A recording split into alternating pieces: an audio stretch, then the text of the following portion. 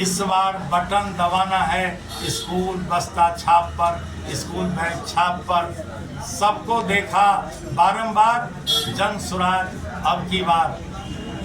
इस बार जो जन स्वराज के जो आ रहे हैं वो सभा करेंगे या रैली करेंगे? नहीं, न रैली करेंगे न सभा करेंगे, उनका रोड शो होगा शहर घाट। कुछ भी नहीं है। इसकी स्थापना यहाँ पढ़ाई की समुचित व्यवस्था, एक केंद्रीय विद्यालय यहाँ आया भी था। यहाँ के प्रतिनिधि, यहाँ के विधायक इतने कमजोर और निकम्मा निकले कि वो भी यहाँ से चला गया, दूसरे इसी जिले में दूसरे क्षेत्रों में चला गया।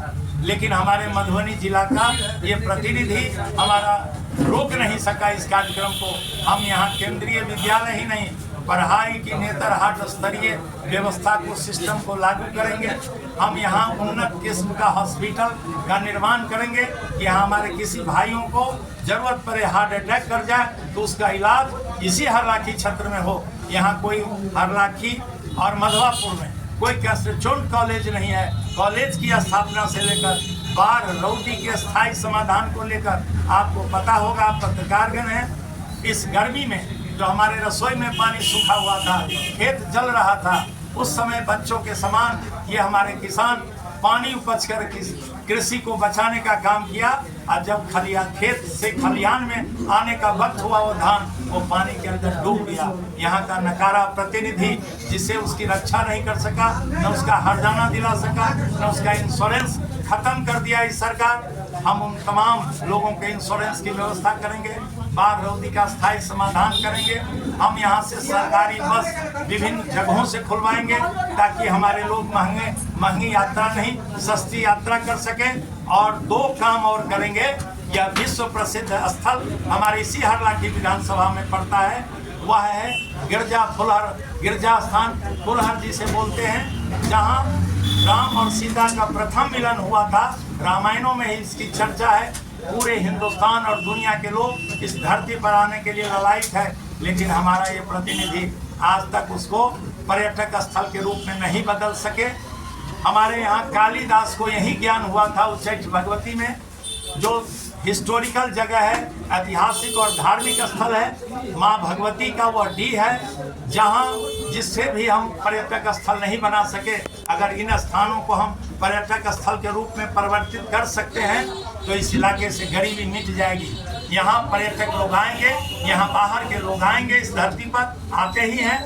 यहाँ हमारे इलाके में गरीबी नहीं रहेगी और विकसित इलाका बनेगा।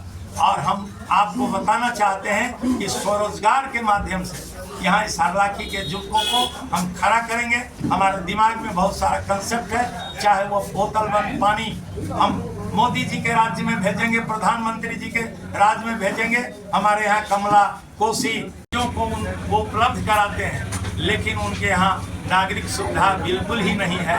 उनके यहाँ उनके बीच में असुरक्षा है, कब लूटे जाते हैं, कब रंगदारी मांगा जाता है। सड़कों पर पानी है, शौचालय की व्यवस्था नहीं है, लाइट की व्यवस्था नहीं है, सीसी कैमरा की व्यवस्था नहीं है। इसीलिए वो रोड शो करके यहाँ के व्यापारियों को, यहाँ के बुद्धिजीवियों को, यहाँ के दुकानदारों को, यहाँ के तमाम किसान मजदूरों को यह विश्वास दिलाना चाहते हैं कि नवंबर में जन स्वराज आ रहा है। इन तमाम दुर्गतियों को दूर करते हुए एक सुंदर बाजार, सुंदर व्यवस्था, सुंदर हरलाखी, विकसित हरलाखी बनाएंगे हम।